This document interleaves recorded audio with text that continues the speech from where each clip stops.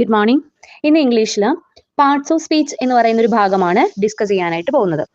Parts of speech are 8 types, അതായത് 8 parts of speech ആണ് കാണപ്പെടുന്നത്. What are they? Nouns, pronouns, verb, adjective, adverbs, prepositions, conjunction, interjections are the 8 parts of speech. അപ്പോൾ ഏതൊക്കെയാണ് parts of speech?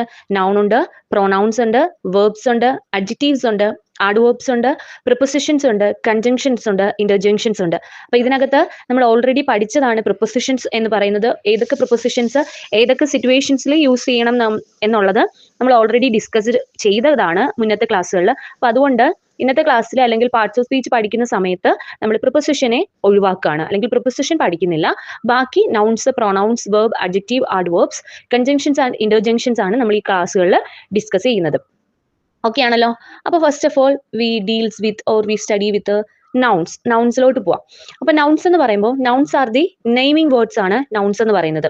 അതായത് പേരായ ശബ്ദത്തെയാണ് നമ്മൾ nouns എന്ന് പറയുന്നത്. നെയിമിംഗ് വേർഡ്സ് ആണ്, അല്ലെങ്കിൽ ഒരു പേഴ്സണിന്റെ അല്ലെങ്കിൽ ഒരു തിങ്സിന്റെ പേരായിട്ടുള്ള ശബ്ദത്തെയാണ്, അല്ലെങ്കിൽ ഒരു പ്ലേസിന്റെ പേരാകുന്ന ശബ്ദത്തെയാണ് നമ്മൾ നൗൺ എന്ന് പറയുന്നത്. ഫോർ എക്സാമ്പിൾ നോക്കിയേ, അഷ്ടമി അതൊരു പേരാണ്. അതുപോലെ രാജു അതൊരു നെയിം ഓഫ് എ പേഴ്സൺ, ഒരു പേഴ്സന്റെ പേരാണ്. അതുപോലെ പെൻ എന്ന് പറയുന്നത് എന്താണ്? ആ നെയിം ഓഫ് എ തിങ്, ഒരു വസ്തുവിന്റെ പേരാണ്. അതുപോലെ കൊല്ലം എന്ന് പറയുന്നത് ഒരു നെയിം ഓഫ് എ പ്ലേസ്, ഒരു പ്ലേസിന്റെ പേരാണ് കൊല്ലം എന്ന് പറയുന്നത്. അപ്പൊ അങ്ങനെ പേരാകുന്ന ശബ്ദത്തെയാണ് നമ്മൾ നൗൺ എന്ന് പറയുന്നത്, നെയിമിംഗ് വേർഡ്സ് ആണ്. അപ്പൊ nouns are in 2 types. Mainly nouns 2 തരത്തിൽ നമുക്ക് നൗൺസിനെ ക്ലാസിഫൈ ചെയ്യാം. ഏതൊക്കെയാണ്? What are they? Abstract nouns and concrete nouns. അപ്പൊ nouns are in 2 types, abstract and concrete nouns. അപ്പൊ എന്താണ് അബ്സ്ട്രാക്ട് നൗൺ എന്ന് വെച്ച് കഴിഞ്ഞാൽ? അബ്സ്ട്രാക്ട് നൗൺ എന്ന് വെച്ച് കഴിഞ്ഞാൽ നമുക്ക് ഫിസിക്കലായിട്ട് ടച്ച് ചെയ്തോ, അല്ലെങ്കിൽ ഫിസിക്കലായിട്ട് ടച്ച് ചെയ്തിട്ട്, അല്ലെങ്കിൽ ഫിസിക്കലായിട്ട് കണ്ട് മനസ്സിലാക്കാൻ പറ്റാത്ത നൗൺസുകളെയാണ്, അല്ലെങ്കിൽ നമ്മൾ ഈ ഒരു ഫിസിക്കൽ ടച്ചിലൂടെയോ നമ്മൾ കാണുന്നതിലൂടെയോ ഒന്നും നമുക്ക് മനസ്സിലാക്കാൻ പറ്റാത്ത അല്ലെങ്കിൽ റെപ്രസെന്റ് ചെയ്യാൻ പറ്റാത്ത നൗണുകളെയാണ് അബ്സ്ട്രാക്ട് നൗൺസ് എന്ന് വിളിക്കുന്നത്. അതാണ് പറഞ്ഞിരിക്കുന്നത്, represent immaterial all non physical items. അതായത് നമ്മൾ ഫിസിക്കലി ടച്ച് ചെയ്ത് നമുക്കത് കാണാൻ പറ്റത്തില്ല, മറിച്ച് ആ ഒരു നൗണുകളെ ഫീൽ ചെയ്യാനേ പറ്റത്തുള്ളൂ. എക്സാമ്പിൾസ് നോക്കുമ്പോൾ മനസ്സിലാവും ഏതൊക്കെയാണ് അബ്സ്ട്രാക്ട് നൗൺസിന് എക്സാമ്പിൾസ് എന്ന് പറയുന്നത്. Honesty, love, happiness, fear, music, childhood, manhood, poverty, truth. ഇതൊക്കെ നമ്മുടെ ഫീലിങ്സ് അല്ലെങ്കിൽ നമ്മുടെ ഇമോഷൻസുമായിട്ടൊക്കെ ബന്ധപ്പെട്ടിരിക്കുന്ന നൗണുകളെല്ലാം തന്നെ അബ്സ്ട്രാക്ട് നൗൺസുകളായിരിക്കും. ഇപ്പോൾ നമ്മുടെ ലവ് എന്ന് പറയുന്നത് നമുക്ക് ഒരിക്കലും ടച്ച് ചെയ്യാൻ പറ്റത്തില്ല, അല്ലെങ്കിൽ നമുക്ക് കാണാൻ പറ്റത്തില്ല. നമുക്ക് അത് എന്ത് ചെയ്യാനേ പറ്റത്തുള്ളൂ? ഫീൽ ചെയ്യാനേ പറ്റത്തുള്ളൂ. അതുപോലെ തന്നെ ഫിയർ എന്ന് പറയുന്നത് ഇറ്റ്സ് ആൻ ഇമോഷൻ, അതൊരു ഇമോഷനാണ്. അതൊരിക്കലും നമ്മൾ അതിലൂടെ ഗോ ത്രൂ ചെയ്ത് നമ്മളത് എക്സ്പീരിയൻസ് ചെയ്യുകയാണ് ചെയ്യുന്നത്, മറിച്ച് നമ്മൾ അതിനെ ടച്ച് ചെയ്യുകയോ അല്ലെങ്കിൽ കാണുകയോ ചെയ്യുന്നില്ല. നമ്മൾ എന്ത് ചെയ്യുകയാണത്? എക്സ്പീരിയൻസ് ചെയ്യുകയാണ്. അപ്പൊ അത്തരത്തിലുള്ള നൗണുകളെയാണ് അബ്സ്ട്രാക്ട് നൗണുകൾ എന്ന് പറയുന്നത്. ഇനി അടുത്ത നൗൺ ഏതാണ്? കോൺക്രീറ്റ് നൗൺസ് ആണ് അല്ലെ. അപ്പൊ കോൺക്രീറ്റ് നൗൺസുകളെ സംബന്ധിച്ചിടത്തോളം നേരെ തിരിച്ച് ഓപ്പോസിറ്റ് ആണ്, അബ്സ്ട്രാക്ട് നൗൺസിന് ഓപ്പോസിറ്റ് ആണ്. നമുക്ക് റിയൽ ആയിട്ട് ഫിസിക്കൽ ടച്ച് ചെയ്യാം, അല്ലെങ്കിൽ ഫിസിക്കലി ഉള്ള ഒബ്ജക്റ്റുകളാണ്, റിയൽ ഫിസിക്കൽ ഒബ്ജക്റ്റുകളാണ് നമുക്ക് ടച്ച് ചെയ്യാം, അതുപോലെ കാണാം, കേൾക്കാം. അത്തരത്തിലുള്ള ഒബ്ജക്റ്റുകളുടെ പേരിനെയാണ് നമ്മൾ കോൺക്രീറ്റ് നൗൺസ് എന്ന് വിളിക്കുന്നത്. അപ്പൊ അതിന് എക്സാമ്പിൾസ് ഏതൊക്കെയാണ്? Pen, desk, car. അപ്പൊ ഇത്തരത്തിലുള്ള ഒബ്ജക്ട്സുകളെല്ലാം തന്നെ കോൺക്രീറ്റ് നൗൺസ് ആണ്. അപ്പൊ മിക്കവാറുമുള്ള നൗൺസുകളെല്ലാം തന്നെ എന്താണ്? കോൺക്രീറ്റ് ആണ്. അതായത് അബ്സ്ട്രാക്ട് ആയിട്ട് നമ്മൾ ഫീൽ ചെയ്യാത്ത, ടച്ച് ചെയ്യാൻ പറ്റാത്തതെല്ലാം അബ്സ്ട്രാക്ട് ആണെങ്കിൽ ബാക്കിയുള്ളതെല്ലാം other than that are concrete nouns. ബാക്കിയുള്ളതെല്ലാം എന്താണ്? കോൺക്രീറ്റ് നൗൺസ് ആണെന്ന് പറയാൻ പറ്റും. അപ്പൊ കോൺക്രീറ്റ് നൗൺസ് എന്ന് പറഞ്ഞാൽ റിയൽ ഫിസിക്കൽ ഒബ്ജക്റ്റ് ആണ്, that can be seen, touched and heard എന്നുള്ളതാണ് കോൺക്രീറ്റ് നൗൺസ് എന്ന് പറയുന്നത്. അപ്പോൾ ഇത്രയും ക്ലാസിഫിക്കേഷൻ മാത്രമല്ല ഉള്ളത്. ഇതിൽ കോൺക്രീറ്റ് നൗൺസിനെ തന്നെ നമുക്ക് ഇനിയും ഒരുപാടായിട്ട് ക്ലാസിഫൈ ചെയ്യാം. മോർ ദാൻ 4 ക്ലാസിഫിക്കേഷൻ, 4ൽ കൂടുതൽ ക്ലാസിഫിക്കേഷൻസ് നമുക്ക് ആരെ മാത്രം ചെയ്യാം? കോൺക്രീറ്റ് നൗൺസിനെ മാത്രം നമുക്ക് ക്ലാസിഫൈ ചെയ്യാനായിട്ട് പറ്റും. ഇനി കോൺക്രീറ്റ് നൗൺസിന്റെ മാത്രമുള്ള ക്ലാസിഫിക്കേഷൻ ആണ് നമ്മൾ എന്ത് ചെയ്യാൻ നോക്കാനായിട്ട് പോകുന്നത്. അപ്പൊ നോക്കിക്കേ, ഇവിടെ കൊടുത്തിട്ടുണ്ട് കോൺക്രീറ്റ് നൗൺസിന്റെ ക്ലാസിഫിക്കേഷൻ. ആദ്യം നമുക്ക് 4 ക്ലാസിഫിക്കേഷൻ പറയാം. ഏതൊക്കെയാണ്? Proper nouns, common noun, collective noun, material nouns. ഇങ്ങനെ നമുക്ക് കോൺക്രീറ്റ് നൗൺസിനെ ക്ലാസിഫൈ ചെയ്യാം. അപ്പൊ നോക്കിയേ, എന്താണ് പ്രോപ്പർ നൗൺസ് എന്ന് പറയുന്നത്? കോൺക്രീറ്റ് നൗൺസിൽ തന്നെ ഒരു സ്പെസിഫിക് ആയിട്ടുള്ള ഒരു പീപ്പിളിനെ പറ്റി പറയുന്നു, അല്ലെങ്കിൽ സ്പെസിഫിക് ആയിട്ടുള്ള ഒരു പ്ലേസിനെ പറ്റി പറയുന്നു, അല്ലെങ്കിൽ സ്പെസിഫിക് ആയിട്ടുള്ള ഒരു തിങ്സിനെ പറ്റി സ്പെസിഫൈ ചെയ്ത് പറയാണ്. അതായത് ഒരു ആളെ പറ്റി, അല്ലെങ്കിൽ ഒരു പ്ലേസിനെ പറ്റി, അല്ലെങ്കിൽ ഒരു വസ്തുവിനെ പറ്റി സ്പെസിഫൈ ചെയ്ത് പറയുകയാണെങ്കിൽ അതാണ് പ്രോപ്പർ നൗൺ എന്നതുകൊണ്ട് ഉദ്ദേശിക്കുന്നത്. ഫോർ എക്സാമ്പിൾ നോക്കിയേ, ലണ്ടൻ, ബിജു, ഇന്ത്യ, കൊല്ലം എന്നൊക്കെ ഉള്ളത് പ്രോപ്പർ നൗൺസ് ആണ്. അത് കോൺക്രീറ്റ് നൗൺസ് ആണ്. അതിൽ തന്നെ പ്രോപ്പർ നൗൺസ് എന്ന് പറയുന്ന ഒരു കാറ്റഗറൈസേഷനിലാണ് വരുന്നത്. അപ്പൊ ഇതുകൊണ്ട് ഉദ്ദേശിക്കുന്നത് എന്താണ്? ലണ്ടൻ എന്ന് പറയുന്ന ഒരു സ്പെസിഫിക് ആയിട്ടുള്ള ഒരു പ്ലേസിനെ പറ്റി പറയാണ്. പ്ലേസ് എന്ന് എടുത്ത് പറയാതെ അത് ലണ്ടൻ ലണ്ടൻ എന്ന് എടുത്ത് പറയുമ്പോൾ നമുക്കറിയാം ലണ്ടൻ എന്ന് പറയുന്നത്. കൊല്ലം എന്ന് പറയുമ്പോൾ അത് കൊല്ലമാണ്, ആ പ്ലേസിന്റെ പേര് എടുത്ത് പറയാണ്, കൊല്ലം എന്ന് എടുത്ത് പറയാണ്, അത് സ്പെസിഫൈ ചെയ്ത് പറയാണ്. ഏതോ ഒരു പ്ലേസ് എന്നല്ല പറയുന്നത്, കൊല്ലം എന്ന് പറയുമ്പോൾ ആ പ്രോപ്പർ ആയിട്ടുള്ള ഒരു പ്ലേസ് പറയാണ്, അല്ലെങ്കിൽ പ്രോപ്പർ ആയിട്ടുള്ള ഒരു തിങ്സിനെ പറ്റി പറയാണ്. അപ്പൊ നമുക്ക് കൂടുതലൊന്നും ആലോചിക്കേണ്ട ആവശ്യമില്ല. ഇപ്പോ ബിജു എന്ന് പറയുമ്പോൾ ബിജു എന്ന് പറയുന്ന ഒരു വ്യക്തി എന്നുള്ളത് പ്രോപ്പർ ആയിട്ട് നമ്മൾ പറയാണ്. ഒരു വ്യക്തി എന്ന് പറയുമ്പോൾ നമുക്ക് ഏത് വ്യക്തിയും ആകാം അല്ലെ. പക്ഷെ പ്രോപ്പർ നൗൺ പറയുമ്പോൾ ബിജു എന്ന് പറയുമ്പോൾ പ്രോപ്പർ ആയിട്ട് ഒരാളെ പറ്റി പറയുമ്പോൾ നമുക്ക് ഈ പറയുന്ന പ്രോപ്പർ നൗൺസുകൾ യൂസ് ചെയ്യാനായിട്ട് പറ്റും. അടുത്ത കോൺക്രീറ്റ് നൗൺസ് ഏതാ? കോമൺ നൗൺസ് എന്ന് പറയും. നേരത്തെ പറഞ്ഞതിന് ഓപ്പോസിറ്റ് ആണ്. കോമൺ എന്ന് പറയുമ്പോൾ നമ്മൾ ജനറൽ ആയിട്ടുള്ള ഒരു ആളിനെയോ അല്ലെങ്കിൽ ഒരു പ്ലേസിനെയോ അല്ലെങ്കിൽ ഒരു തിങ്സിനെയോ പറ്റി പറയുകയാണെങ്കിൽ അതാണ് കോമൺ നൗൺസ് എന്ന് പറയുന്നത്. General people, general places and general തിങ്സിനെ പറ്റി എക്സ്പ്ലെയിൻ ചെയ്യുന്ന സമയത്ത് we will use common nouns. നമുക്ക് കോമൺ നൗൺസ് ആണെന്ന് പറയാൻ പറ്റും. എക്സാമ്പിൾ നോക്കി, students, girls, boys, cities, states, birds, animals, toys, fruits എന്നൊക്കെ ഉള്ളതാണ്. അപ്പോൾ ഇതിൽ തന്നെ നമുക്കറിയാം, ഇപ്പൊ സിറ്റീസ് എന്ന് പറയുമ്പോൾ London is also A city. London ഒരു സിറ്റിയാണ്. പക്ഷേ ഇവിടെ കോമൺ നൗണിൽ വരുമ്പോൾ എന്താണ്? സിറ്റീസിനെ പറയുന്നുള്ളൂ. അത് ഏത് സിറ്റി വേണമെങ്കിലും ആകാം. ലണ്ടൻ ആകാം, ന്യൂയോർക്ക് ആകാം, ഏത് സിറ്റി വേണമെങ്കിലും ആകാം. അവിടെ സ്പെസിഫൈ ചെയ്ത് ലണ്ടൻ എന്ന് പറയുന്നില്ല, ഏതോ ഒരു സിറ്റി എന്നുള്ളത്. അപ്പൊ അതൊരു കോമൺ നൗൺ ആണ് അല്ലെ. പിന്നെ അതുപോലെ തന്നെ സ്റ്റുഡൻസ് എന്ന് പറയുമ്പോൾ സ്റ്റുഡൻസിന് തന്നെ പല പല പല സ്റ്റുഡൻസുകൾ കാണും അല്ലെ. ബോയ്സ് കാണും, ഗേൾസ് കാണും, അങ്ങനെ പല പേരുകളിലുള്ള സ്റ്റുഡൻസ് കാണും. അതിനെല്ലാം കൂടി കോമൺലി നമുക്ക് എന്തായിട്ട് പറയുന്നതാണ്? സ്റ്റുഡൻസ് എന്ന് പറയുന്ന ഒരു ഒറ്റ നൗൺ ആയിട്ട് നമ്മൾ പറയുന്നതാണ്. അപ്പൊ അതാണ് കോമൺ നൗൺസ് എന്ന് പറയുന്നത്. ഇനി അടുത്ത കോൺക്രീറ്റ് നൗൺസിന്റെ ക്ലാസിഫിക്കേഷൻ ആണ് കളക്റ്റീവ് നൗൺസ് എന്ന് പറയുന്നത്. അപ്പൊ കളക്റ്റീവ് നൗൺസ് എന്ന് പറഞ്ഞാൽ ഒരു ഗ്രൂപ്പ് ഓഫ് സംതിങ്, ഒരു ഗ്രൂപ്പിനെ റെപ്രസെന്റ് ചെയ്യാണ്. Name of A group of something, ഒരു ഗ്രൂപ്പിന്റെ നെയിമിനെയാണ് നമ്മൾ കളക്റ്റീവ് നൗൺസ് എന്ന് പറയുന്നത്. എക്സാമ്പിൾ പറയുമ്പോൾ മനസ്സിലാവും, എ പാക്ക് ഓഫ് തീവ്സ്, അതുപോലെ എ ക്ലാസ് ഓഫ് സ്റ്റുഡൻസ്. അപ്പൊ നമുക്ക് മനസ്സിലാവും സ്റ്റുഡൻസ് എന്ന് മാത്രമല്ല പറയുന്നത്, എ ക്ലാസ് ഓഫ് സ്റ്റുഡൻസ്, ഒരു ക്ലാസ്സിലെ കുട്ടികൾ എന്നുള്ളതാണ്. ഒരു ക്ലാസ് ഓഫ് സ്റ്റുഡൻസ് എന്ന് പറയുമ്പോൾ അത് ഏത് സ്റ്റുഡൻസ് വേണമെങ്കിലും ആകാം. ഇത് ഒരു ക്ലാസ്സിലെ സ്റ്റുഡൻസ് ആണ്. അതായത് ഒരു ഗ്രൂപ്പ് ഓഫ് പീപ്പിൾസിനെ പറ്റി പറയാണ്. അങ്ങനെ വരുമ്പോൾ എ ക്ലാസ് ഓഫ് സ്റ്റുഡൻസ്. അതുപോലെ എ ബഞ്ച് ഓഫ് ഫ്ലവേഴ്സ്, ഏതോ കുറെ ഫ്ലവേഴ്സ് അല്ല, ഒരു ബഞ്ച് ഫ്ലവേഴ്സ് എന്ന് പറയാണ്. അതായത് ഒരു ഗ്രൂപ്പ് ഓഫ് തിങ്സിനെ പറ്റി പറയാണ്. Name A group of things എന്ന് പറയുന്നതാണ് എ ബഞ്ച് ഓഫ് ഫ്ലവേഴ്സ് എന്ന് പറയുന്നത്. എ ആർമി ഓഫ് സോൾജിയേഴ്സ് എന്നാണ് പറയുന്നത്. കുറെ സോൾജിയേഴ്സ് അല്ല, ഒരു ആർമിയിലുള്ള സോൾജിയേഴ്സ് എന്ന് പറയുന്നതാണ്. അപ്പൊ ഒരു ഗ്രൂപ്പിനെ റെപ്രസെന്റ് ചെയ്യുന്ന concrete nouns are called collective nouns എന്നാണ് വിളിക്കുന്നത്. ഇനി അടുത്തത് ഏതാ? മെറ്റീരിയൽ നൗൺസ് ആണ്. അപ്പൊ മെറ്റീരിയൽ നൗൺ എന്ന് പറയുമ്പോൾ names a substance or material used to make things. അതായത് നമ്മൾ സാധാരണഗതിയിൽ ഒരു വസ്തു നിർമ്മിക്കാൻ ഉപയോഗിക്കുന്ന മെറ്റീരിയൽസുകളെ പറ്റി പറയുമ്പോഴാണ് മെറ്റീരിയൽ നൗൺസ് എന്ന് പറയുന്നത്. ഫോർ എക്സാമ്പിൾ, ഇപ്പൊ ഗോൾഡ് എന്ന് പറയുമ്പോൾ ഗോൾഡ് ഉപയോഗിച്ചുകൊണ്ടാണ് നമ്മൾ ഓർണമെന്റ്സ് മേക്ക് ചെയ്യുന്നത്. അതുപോലെ സിൽവേഴ്സ് യൂസ് ചെയ്തുകൊണ്ട് നമുക്ക് ഓർണമെന്റ്സ് മേക്ക് ചെയ്യാം. അപ്പോൾ ഓർണമെന്റ്സ് മേക്ക് ചെയ്യുന്നതിന് വേണ്ടിയിട്ട് ഉപയോഗിക്കുന്ന മെറ്റീരിയൽസുകളാണ് ഈ പറയുന്ന ഗോൾഡ്, സിൽവർ പോലുള്ള മെറ്റീരിയൽസുകൾ. അപ്പൊ ഇതെല്ലാം ഒരു മെറ്റീരിയൽ നൗൺസുകളാണ്. അതുപോലെ തന്നെ പേപ്പർ, അതുപോലെ ഈ പറയുന്ന വുഡിൽ നിന്നാണ് പേപ്പർ മേക്ക് ചെയ്യുന്നത്. പേപ്പറിൽ നിന്ന് നമ്മൾ ബുക്സ് പോലുള്ള മെറ്റീരിയൽസുകൾ അല്ലെങ്കിൽ ബുക്സ് പോലുള്ള തിങ്സ് മേക്ക് ചെയ്യും. അപ്പോൾ എന്തെങ്കിലും വസ്തുക്കൾ മേക്ക് ചെയ്യാൻ ഉപയോഗിക്കുന്ന നൗൺസുകളെയാണ് മെറ്റീരിയൽ നൗൺസുകൾ എന്ന് പറയുന്നത്. ഓക്കെ ആണല്ലോ. ഇനി അടുത്ത ക്ലാസിഫിക്കേഷൻ ഉണ്ട്. കോൺക്രീറ്റ് നൗൺസുകളെ നമ്മൾ proper nouns, common nouns, collective nouns, material nouns എന്ന് നമുക്ക് ക്ലാസിഫൈ ചെയ്യാം. അതുപോലെ തന്നെ ഉള്ള അടുത്ത കുറച്ച് ക്ലാസിഫിക്കേഷൻ ആണ് നമ്മൾ പറയുന്നത് countable nouns, uncountable nouns, compound nouns. അതാണ് അടുത്ത ക്ലാസിഫിക്കേഷൻ. അതായത് കൗണ്ടബിൾ നൗൺസ് എന്ന് പറയുമ്പോൾ നമ്മൾ നേരത്തെയൊക്കെ കോൺകോഡ് ഒക്കെ പഠിച്ച സമയത്ത് പറഞ്ഞതാണ് എന്താണ് കൗണ്ടബിൾ ആൻഡ് അൺകൗണ്ടബിൾ നൗൺസ് എന്നൊക്കെ നമ്മൾ ഓൾറെഡി ഡിസ്കസ്ഡ് ചെയ്തതാണ്. അപ്പൊ എന്താണ് കൗണ്ടബിൾ നൗൺസ് എന്ന് പറഞ്ഞാൽ ക്യാൻ ബി കൗണ്ടഡ്, നമുക്ക് എണ്ണി തിട്ടപ്പെടുത്താൻ പറ്റുന്ന നൗണുകളെയാണ് കൗണ്ടബിൾ നൗൺസ് എന്ന് പറയുന്നത്. It has A singular and A plural form, നമുക്ക് സിംഗുലർ ഫോമിലും പ്ലൂറൽ ഫോമിലും കൗണ്ട് ചെയ്ത് ഉപയോഗിക്കാൻ പറ്റുന്നവയാണ് കൗണ്ടബിൾ നൗൺസ് എന്ന് പറയുന്നത്. ഇപ്പൊ പെൻ എന്ന് പറയുമ്പോൾ നമുക്ക് ഒരു പെന്നായിട്ട് പറയാം, 5 പെൻസ് എന്ന് പറയാം, 5 പെൻ ഉണ്ടെന്ന് പറയാം, 5 ബുക്ക്, 4 ബുക്ക്, അങ്ങനെ നമുക്ക് എത്ര വേണമെങ്കിലും പറയാനായിട്ട് പറ്റും, എണ്ണി എടുക്കാനായിട്ട് പറ്റും. ഓരോരോ ആപ്പിൾസ് ആയിട്ട് നമുക്ക് എണ്ണി എടുക്കാനായിട്ട് പറ്റും. അപ്പൊ അത്തരത്തിലുള്ളതാണ് കൗണ്ടബിൾ നൗൺസ്. ഇതിന് നേരെ ഓപ്പോസിറ്റ് ആണ് ഏതെന്ന് പറയുന്നത്? അൺകൗണ്ടബിൾ നൗൺസ് എന്ന് പറയുന്നത്. നമുക്ക് ഫിസിക്കൽ ഒബ്ജക്റ്റിനെ നമുക്ക് ദാറ്റ് കനോട്ട് ബി കൗണ്ടഡ്, നമുക്ക് കൗണ്ട് ചെയ്തെടുക്കാൻ എണ്ണി 1 2 3 എന്ന് പറഞ്ഞ് എണ്ണി എടുക്കാനായിട്ട് പറ്റത്തില്ലെങ്കിൽ they are called uncountable nouns എന്ന് പറയാം. For example oil, water, milk, grass, these are uncountable nouns. ഇതെല്ലാം എന്താണ്? അൺകൗണ്ടബിൾ നൗൺസ് ആണെന്ന് പറയാൻ പറ്റും. ഇനി അതുപോലെ തന്നെ അടുത്ത ഒരു കോൺക്രീറ്റ് നൗണിന്റെ ക്ലാസിഫിക്കേഷൻ ആണ് കോമ്പൗണ്ട് നൗൺസ് എന്ന് പറയും. അപ്പൊ കോമ്പൗണ്ട് നൗൺസ് എന്ന് വെച്ചാൽ they are made up of 2 or more existing words. അതായത് 2 or അതിലധികമോ എക്സിസ്റ്റിംഗ് വേർഡ്സുകൾ കൊണ്ട് രൂപപ്പെട്ട ഒരു കോമ്പിനേഷൻ ഓഫ് നൗൺസ്, ഒരുപാട് നൗൺസിന്റെ ഒരു കോമ്പിനേഷൻസ് ആയിട്ട് പറയാൻ പറ്റുന്നതാണ് compound nouns. That is much complicated. കുറച്ച് കോംപ്ലിക്കേറ്റഡ് ആയിട്ടുള്ള നൗൺസുകളെല്ലാം നമുക്ക് കോമ്പൗണ്ട് നൗൺസിൽ പറയാൻ പറ്റും. Bedrooms, writing pad, rainfall, bicycle, son in law, ഇതൊക്കെ some examples of compound nouns ആണ്. അതായത് ഇതെന്ന് പറയുന്നത് 2 or more എക്സിസ്റ്റിംഗ് വേർഡ്സുകൾ തമ്മിൽ ചേർന്ന് രൂപപ്പെടുന്നതാണ് കോമ്പൗണ്ട് നൗൺസ് എന്ന് പറയുന്നത്. നേരത്തെ ഇല്ല, അപ്പോൾ അൺകൗണ്ടബിൾ എടുത്തപ്പോൾ മിൽക്ക്, ഗ്രാസ് ഇതൊക്കെ ഓരോ ഒറ്റ വേർഡ്സുകളായിരുന്നു. പക്ഷെ ഇവിടെ കോമ്പൗണ്ടിലേക്ക് വരുമ്പോൾ സണ്ണിലോ അവിടെ മോർ ദാൻ 2 വേർഡ്സ് ഉണ്ട്. അതുപോലെ ബെഡ്റൂം, അത് ബെഡും റൂമും മോർ ദാൻ 2 വേർഡ്സ് ഉണ്ട്. അതുപോലെ റൈറ്റിംഗ് പാഡ്, റെയിൻഫോൾ ഇതിലൊക്കെ 2 or more than 2 വേർഡ്സുകൾ ഇൻക്ലൂഡഡ് ആയിരിക്കും. അത്തരത്തിലുള്ള നൗൺസുകളെയാണ് കോമ്പൗണ്ട് നൗൺസ് എന്ന് വിളിക്കുന്നത്.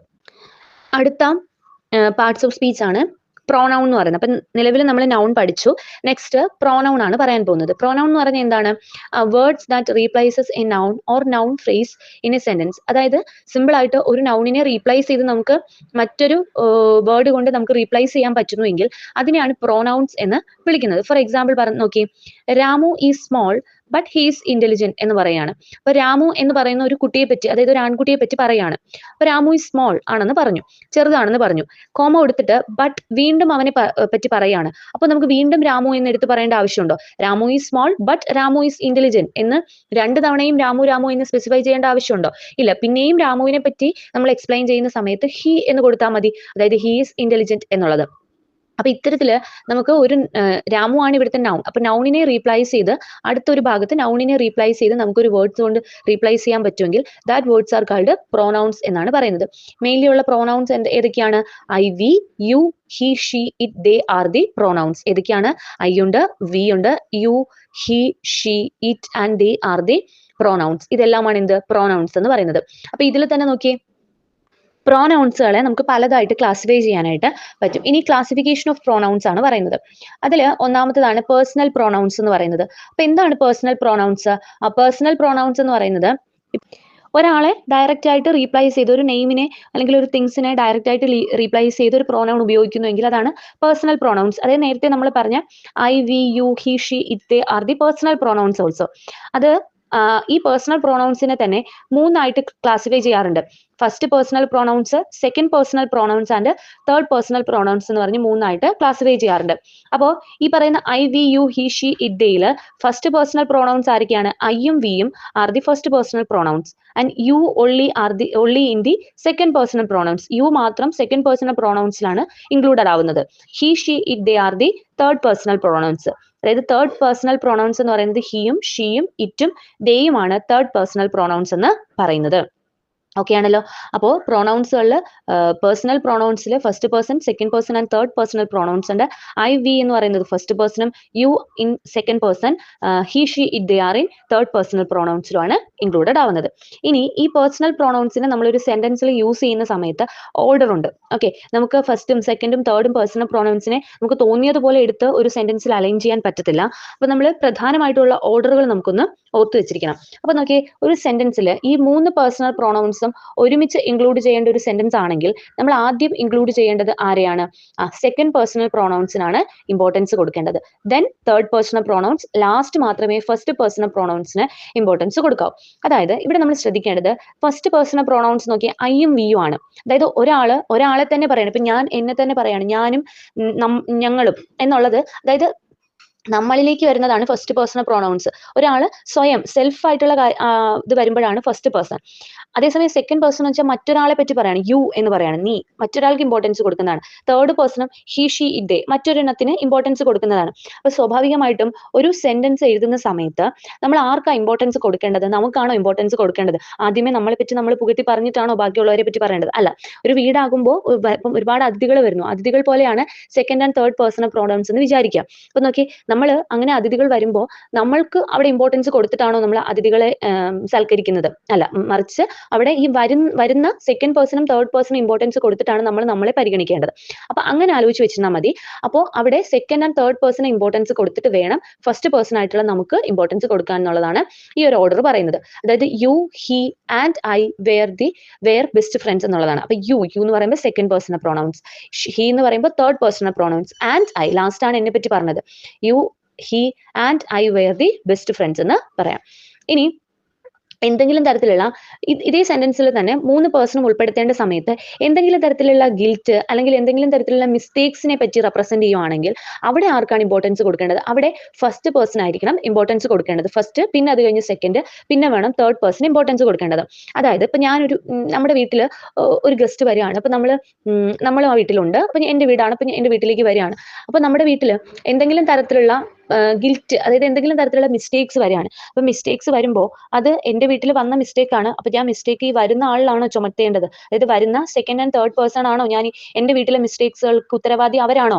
അല്ല, എന്റെ വീട്ടിലേക്ക് അവർ വരുമ്പോൾ ആ വീട്ടിലെ പ്രശ്നങ്ങൾക്ക് ഉത്തരവാദി എന്ന് പറയുന്നത് ഞാനാണ്. വരുന്നവരെ അതിഥിയായിട്ട് വരികയാണ്. പക്ഷെ അവിടെ എന്തെങ്കിലും പ്രശ്നം ഉണ്ടായി കഴിഞ്ഞാൽ അവിടുത്തെ ആ മിസ്റ്റേക്സിന് ചുമതലക്കാരാരാണ്? ഞാൻ തന്നെയാണ്, അല്ലെ? അപ്പൊ അങ്ങനെ ആണ് ഉദ്ദേശിക്കുന്നത്. എന്തെങ്കിലും തരത്തിലുള്ള ഗിൽറ്റോ അല്ലെങ്കിൽ എന്തെങ്കിലും മിസ്റ്റേക്സുകളോ ആണ് റെപ്രസെന്റ് ചെയ്യുന്ന സെന്റൻസിലെങ്കിൽ അവിടെ ഫസ്റ്റ് പേഴ്സൺ ആയിരിക്കണം ആദ്യം ഇമ്പോർട്ടൻസ് കൊടുക്കണം, then second and third person. നോക്കി എക്സാമ്പിൾ നോക്കി, I you and she are at fault എന്നുള്ളതാണ്. അപ്പൊ ആ ഫോൾട്ട് ആരുടേതാണ്? മെയിൻ ആയിട്ട് ഉത്തരവാദിത്തം ഏറ്റെടുക്കേണ്ടത് ആരാണ്? ഞാൻ തന്നെയാണ്, അല്ലെ? പിന്നെ അത് കഴിഞ്ഞിട്ട് മറ്റുള്ളവരിലേക്ക് ഉത്തരവാദിത്തം കൊടുക്കാനായിട്ട് പാടുള്ളൂ. അപ്പൊ I you and she are at fault എന്ന് പറയാം. ഇനി നമ്മൾ ഒരു പേഴ്സണൽ പ്രൊണൗൺസ് ഉപയോഗിക്കുന്ന സമയത്ത് ഈ പ്ലൂറൽ പ്രൊണൗൺസുകൾ ഉപയോഗിക്കുമല്ലോ. അപ്പൊ ഇതിനകത്ത് first person, second person, third person ഉണ്ട്. അതിനകത്ത് പ്ലൂറൽ ഫോമിൽ ഉപയോഗിക്കുന്ന ഏതാ? ഐ എന്ന് പറയുമ്പോൾ ഞാൻ, അത് സിംഗുലർ ആയിട്ടും പ്ലൂറൽ ആയിട്ടും അല്ലാതെ ഒരു സിംഗുലർ ഫോം എന്നാണ് പറയുന്നത്. വി എന്ന് പറയുമ്പോൾ അത് ആരാണ്? അത് പ്ലൂറൽ ആണ്, അല്ലെ? ഞങ്ങൾ എന്നുള്ളതാണ്. പിന്നെ യു എന്ന് പറയുന്നതും പ്ലൂറൽ ഫോമിൽ ഉപയോഗിക്കുന്നതാണ്. അതുപോലെ തേർഡ് പേഴ്സണിൽ ഹിയും ഷീയും ഇറ്റും സിംഗുലർ ഫോമും, ദേ എന്ന് പറയുന്നത് പ്ലൂറൽ ഫോമാണ്. ഇതൊക്കെ ഓൾറെഡി നമുക്ക് അറിയാവുന്നതാണ്. അപ്പൊ ഇതിനകത്ത് അടുത്ത റൂൾ എന്താണ്? ആ പ്ലൂറൽ ഫോമിലാണ് ഉപയോഗിക്കുന്ന പേഴ്സണൽ പ്രൊണൗൺസുകൾ മാത്രമാണ് ഒരു സെന്റൻസിൽ വരുന്നതെങ്കിൽ അതിൽ first person, second person and third person വേണം ഉപയോഗിക്കാനായിട്ട്. നേരത്തെ നമ്മൾ പറഞ്ഞു ഓർഡർ എങ്ങനെയാണ്? സെക്കൻഡ്, തേർഡ് ആൻഡ് ഫസ്റ്റ് ആണെങ്കിൽ ഇവിടെ നമ്മൾ പ്ലൂറൽ മാത്രമേ ഉപയോഗിക്കുന്നുവെങ്കിൽ, അതായത് പ്ലൂറൽ ആരൊക്കെയാണ്? വി ഉണ്ട്, യു ഉണ്ട്, ദേ ഉണ്ട്. അപ്പൊ ഈ 3 പ്ലൂറൽസുകൾ മാത്രമാണ് ഒരു സെന്റൻസിൽ വരുന്നത് എങ്കിൽ അവിടെ നമുക്ക് നോർമലി ഫസ്റ്റ് പേഴ്സൺ കൊടുക്കാം, ദെൻ സെക്കൻഡ് പേഴ്സൺ കൊടുക്കാം, ദെൻ തേർഡ് പേഴ്സൺ ആയിട്ടുള്ള ദേ കൊടുക്കാം. അപ്പൊ we, you and they will go to school എന്ന് പറയാനായിട്ട് പറ്റും. നോർമൽ കേസിൽ നമ്മൾ എങ്ങനെയാണ് ഉപയോഗിക്കുന്നത്? Order of the personal pronoun is second, third and first person എന്നുള്ള രീതിയിലാണ് എഴുതുന്നത്. ഇതാണ് പ്രൊണൗൺസിൽ പേഴ്സണൽ പ്രൊണൗൺസിനെ പറ്റി നമ്മൾ പറയുന്നത്. ഇനി അടുത്ത പ്രോനൗൺ ആണ് പൊസസീവ് പ്രോനൗൺ എന്ന് പറയുന്നത്. പൊസസീവ് പ്രോനൗൺ എന്ന് പറയുമ്പോൾ നമ്മൾ ഒരു ഓണർഷിപ്പ് പറയാണ്, ഇൻഡിക്കേറ്റ് ഓണർഷിപ്പ് പറയുന്നതാണ് പൊസസീവ് പ്രോനൗൺ. അതായത് എക്സാമ്പിൾ കാണുമ്പോൾ മനസ്സിലാവും. നോക്കിയേ, mine, yours, his, her, its, ours, theirs എന്നുള്ളതാണ്. അതായത് എക്സാമ്പിൾ നോക്കി, ദിസ് ബുക്ക് ഈസ് മൈൻ, ഇത് എന്റെ ബുക്കാണ് എന്ന് പറയാണ്. അവിടെ ഒരു ഓണർഷിപ്പ് ആണ് പറയുന്നത്, അല്ലെ? നേരത്തെ പേഴ്സണൽ പ്രോനൗൺസുകളിൽ ഐ, വി എന്നതിന്റെ നേരെയുള്ള ഒരു പൊസസീവ് ഫോമിലേക്ക് വരുമ്പോൾ അവിടെ ഒരു ഓണർഷിപ്പ് ആയിട്ട് മാറും. ഇത് എന്റെയാണ്, അല്ലെങ്കിൽ അത് അവന്റേതാണ് എന്ന് പറയത്തില്ലേ? അതാരാണ്? അത് അവൻ സ്വയം പറഞ്ഞതാണ്, അത് അവന്റേതാണ്. അതുപോലെ അത് അവളുടേതാണ് എന്ന് പറയുന്നത്, അതായത് അവിടെ ഒരു ഓണർഷിപ്പ് ആണ്. മനസ്സിലായോ? ദിസ് ഈസ് മൈൻ, ഇത് എന്റെ ബുക്കാണ്. അപ്പൊ എന്റെ എന്നൊക്കെ ഉള്ള രീതിയിൽ പറയുന്നതാണ് പൊസസീവ് പ്രൊനൗൺസ് എന്ന് പറയുന്നത്. ഇനി അടുത്തതാണ് റിഫ്ലക്റ്റീവ് പ്രൊനൗൺസ്. ആ പേരിൽ തന്നെ ഉണ്ട് റിഫ്ലക്റ്റീവ്. റിഫ്ലക്റ്റീവ് എന്താണ്? Refer to the same person or things as the subject of a sentence. എന്താണ് ഇതിന് മനസ്സിലാക്കാൻ പറ്റുന്നത്? I looked myself in the mirror. ഞാൻ എന്നെ തന്നെ മിററിൽ കണ്ടു. അതായത് ഞാൻ എന്നെ തന്നെ എന്നുള്ളത്. അതായത് ഒരേ പേഴ്സണെ അല്ലെങ്കിൽ ഒരേ തിങ്സിനെ തന്നെ നമ്മൾ സബ്ജക്റ്റ് ആയിട്ട് 2 തവണ ഉപയോഗിക്കുന്ന സമയത്ത് നമുക്ക് ഈ റിഫ്ലക്റ്റീവ് പേഴ്സണൽ പ്രോണൗൺസ് ഉപയോഗിക്കാം, റിഫ്ലക്റ്റീവ് പ്രോണൗൺസ് ഉപയോഗിക്കാം. Same person or things as the subject of the sentence. അങ്ങനെ വരുമ്പോഴാണ് റിഫ്ലക്റ്റീവ് പ്രോണൗൺസ് ഉപയോഗിക്കുന്നത്. ഞാൻ എന്നെ തന്നെ മിററിൽ നോക്കി എന്നുള്ളത്, മൈസെൽഫ്, ഹിംസെൽഫ്, ഇറ്റ്സെൽഫ്, ഹെർസെൽഫ്, അങ്ങനെ നമ്മളെ തന്നെ എന്ന് പറയുന്നതിനെയാണ് റിഫ്ലക്റ്റീവ് പ്രോണൗൺ. നേരത്തെ പൊസസീവ് പറഞ്ഞപ്പോഴത്തേക്ക് അത് എന്റേതാണ്, ഒരു ഓണർഷിപ്പ് ആണ് പറയുന്നത്. ആ ബുക്ക് എന്റെയാണ് എന്നുള്ള ഒരു ഓണർഷിപ്പ്. ഇതല്ല പറയുന്നത് ഞാൻ എന്നെ തന്നെ അല്ലെങ്കിൽ അവൾ അവളെ തന്നെ എന്നുള്ളതാണ് റിഫ്ലക്റ്റീവ് പ്രോണൗൺ പറയുന്നത്. എക്സാമ്പിൾ നോക്കി വെച്ചേ, മൈസെൽഫ്, ഹിംസെൽഫ്, ഇറ്റ്സെൽഫ്, ഹെർസെൽഫ്, ദെയർസെൽഫ്, ഇതൊക്കെ എന്താണ്? റിഫ്ലക്റ്റീവ് പ്രോണൗൺസ് ആണ്. ഇനി അതുപോലെ അടുത്തതെന്ന് പറയുന്നത് ഡിസ്ട്രിബ്യൂട്ടീവ് പ്രോണൗൺസ് ആണ്. അപ്പൊ ഡിസ്ട്രിബ്യൂട്ടീവ് പ്രോണൗൺസ് ഏതൊക്കെയാണ്? അത് ഏതൊക്കെയാണെന്ന് അറിഞ്ഞു വെച്ചിരുന്നാൽ മതി. Each, either, neither, each of, either of, neither of, they are the distributive pronouns ആണ്. each one, അതുപോലെ എവ്രി എന്നൊക്കെ ഉള്ളത് ആരാണ്? ഈ പറയുന്ന ഡിസ്ട്രിബ്യൂട്ടീവ് പ്രോണൗൺസ് ആണ്. എന്നാൽ അടുത്തൊരു പ്രോണൗൺസ് നോക്കിയേ, ഇൻഡെഫിനിറ്റ് പ്രോണൗൺ. ഇൻഡെഫിനിറ്റ് പ്രോണൗൺസിന് എക്സാമ്പിൾ ആരാണ്? someone, something, somebody, some, anyone, anything, one, anything, none, nobody, nothing, every one, everybody, few, many, all. ഇതെല്ലാം ഒരു തിങ്സിനെ അല്ലെങ്കിൽ ഒരു പേഴ്സണെ അല്ലെങ്കിൽ ഒരു പ്ലേസിനെ റീപ്ലേസ് ചെയ്ത് നമുക്ക് ഈ നൗൺ ഉപയോഗിച്ചൂടെ, ഈ പ്രൊനൗൺസ് ഉപയോഗിക്കാനായിട്ട് പറ്റും. അപ്പൊ അതാണ് ഇൻഡെഫിനിറ്റ് പ്രൊനൗൺസ്, അത് ഓർത്ത് വെച്ചിരിക്കുക. അടുത്തൊരു പ്രൊനൗൺ ടൈപ്പ് ആണ് റെസിപ്രോക്കൽ പ്രൊനൗൺസ് എന്ന് പറയുന്നത്. അപ്പൊ റെസിപ്രോക്കൽ പ്രൊനൗൺസ് എന്ന് പറഞ്ഞു കഴിഞ്ഞാൽ ഒരു നാച്ചുറൽ റിലേഷൻഷിപ്പിനെ പറ്റി പറയാൻ വേണ്ടിയിട്ട്, അതായത് രണ്ടോ അതിലധികമോ പീപ്പിൾസ് അല്ലെങ്കിൽ തിങ്സുകൾ തമ്മിലുള്ള ഒരു റിലേഷൻഷിപ്പിനെ പറ്റി പറയാണ്. For example each other, one another എന്നൊക്കെ പറഞ്ഞ് രണ്ടുപേര് തമ്മിലുള്ള റിലേഷൻഷിപ്പിനെ പറ്റി പറയാണ്. ഫോർ എക്സാമ്പിൾ നോക്കി, മനു എന്നാണ് എഴുതിയത് കേട്ടോ, സ്പെല്ലിംഗ് തെറ്റിപ്പോയി. അപ്പം MA ആണേ. Manu and Malu hugged each other. അപ്പൊ മനുവും മാളുവും ഹഗ് ചെയ്തു എന്നുള്ളതാണ്, പരസ്പരം അങ്ങോട്ടും ഇങ്ങോട്ടും ഹഗ് ചെയ്തു എന്നുള്ളതാണ്. അപ്പൊ അത്തരത്തില് ഒരു റിലേഷൻഷിപ്പിനെ പറ്റി പറയാണ്. അതാണ് ഈ പറയുന്ന ഈച്ച് അതർ, വൺ അനദർ എന്നൊക്കെയുള്ള റെസിപ്രോക്കൽ പ്രൊനൗൺസ് കൊണ്ട് ഉദ്ദേശിക്കുന്നത്. അപ്പൊ നമ്മൾ ഇവിടെ പ്രൊനൗൺസിൽ നമ്മൾ ഇമ്പോർട്ടന്റ് ആയിട്ട് ഓർത്തിരിക്കേണ്ടത് പൊസസീവ് പ്രൊനൗൺസുകൾ ഓർത്ത് വെച്ചിരിക്കാം, പേഴ്സണൽ പ്രൊനൗൺസ് അതിന്റെ യൂസസ്, പൊസസീവ് പ്രൊനൗൺസ് ഓർത്ത് വെച്ചിരിക്കാം. ബാക്കി ഇതെല്ലാം പ്രൊനൗൺസ്, ബാക്കി reflective, distributive, identified, indefinite, reciprocal ഒക്കെ പ്രൊനൗൺസ് ആണെന്ന് ഓർത്ത് വെച്ചിരിക്കാം. ആ പ്രൊനൗൺസുകളെല്ലാം ഏതൊക്കെയാണെന്ന് ഓർത്ത് വെച്ചിരിക്കാം. ഇപ്പൊ ഈച്ച് കണ്ടാലും സമ്മൺ, സംതിങ്, സംബഡി ഒക്കെ കണ്ടാലും അത് പ്രൊനൗൺസ് ആയിട്ടും യൂസ് ചെയ്യാൻ പറ്റും. അതുപോലെ ഈച്ച് അതർ കണ്ടാലും അത് പ്രൊനൗൺസ് ആയിട്ട് യൂസ് ചെയ്യാൻ പറ്റും എന്ന് കൂടി ആലോചിച്ച് വെച്ചിരിക്കുക. അതിന് വേണ്ടിയിട്ടാണ് ഈ പറയുന്ന റെസിപ്രോക്കലും ഇൻഡെഫിനിറ്റും ഒക്കെ തന്നെ പറഞ്ഞത്. അത് ജസ്റ്റ് ഒന്ന് വായിച്ചു വെച്ചിരുന്നാൽ മതി. ഇനി നമുക്ക് അടുത്ത ക്ലാസ്സിൽ ബാക്കിയുള്ള പാർട്സ് ഓഫ് സ്പീച്ച് ആയിട്ടുള്ള വെർബ്, ആഡ്വേർബ്സ്, അത്തരത്തിലുള്ള അഡ്ജക്റ്റീവ്സ് അതൊക്കെ നമുക്ക് പഠിക്കാനായിട്ട് പറ്റും.